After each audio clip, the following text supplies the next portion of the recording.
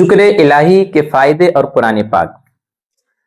آج ہم میں سے بہت سارے لوگوں کا شکریہ ادا نہیں کرتے اور اللہ رب العزت کا بھی شکریہ ادا نہیں کرتے۔ قرآن پاک پڑھیں، قرآن پاک میں شکر کے بہت سارے آپ کو فوائد ملیں گے۔ میں آپ کے سامنے 4 فائدے پیش کرنے جا رہا ہوں۔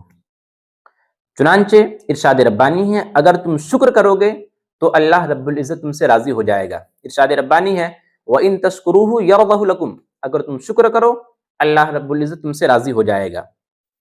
ایک مقام پر فرمایا اگر تم شکر کرو گے تو اللہ رب العزت تمہیں عذاب نہیں دے گا۔ ارشاد ربانی ہے مَا يَفْعَلُ اللَّهُ بِعَذَابِكُمْ إِن شَكَرْتُمْ وَآمَنْتُمْ، اللہ تمہیں عذاب کیوں دے گا اگر تم شکر کرو اور ایمان لے آؤ۔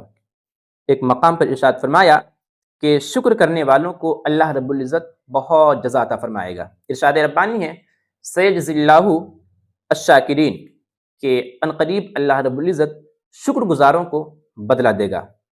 ایک مقام پر فرمایا لوگو اگر تم شکر کرو گے میں تمہاری نعمتوں کو اور بڑھا دوں گا۔ ارشاد ربانی ہے وَإِذْ تَأَذَّنَ رَبُّكُمْ لَئِن شَكَرْتُمْ لَأَزِيدَنَّكُمْ، تمہارے رب کا اعلان ہے اگر تم شکر کرو گے لَأَزِيدَنَّكُمْ، میں تمہیں اور بڑھا کر کے دوں گا۔